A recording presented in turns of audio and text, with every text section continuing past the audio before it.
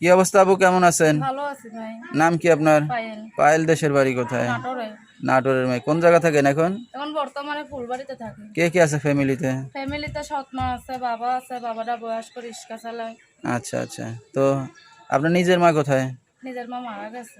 আচ্ছা, তো বাবা কি করে এখন? বাবা রিক্সা চালায় ভাই। আচ্ছা আচ্ছা। আপনি কি করতেছেন? আমি বর্তমানে এখন মানুষের বাড়িতে কাম কইরা খাই। আমার একটা ছেলে আছে, 2 বছরের বাচ্চা, 1 বছরের বাচ্চা আছে। সেই বাচ্চাকে নিয়ে আমি কাম কইরা খাই। এখন বর্তমানে আমার স্বামী আমার ডিভোর্স দিয়া চইলা গেছে, যে আমার পাশে দাঁড়াইবে এমন একটা মানুষ চাই। আচ্ছা আচ্ছা। তো বিয়ে শাদিটা কে দিছিল আপনাকে? নিজে করছিলেন? নিজেই ভালোবেসে করছিলাম।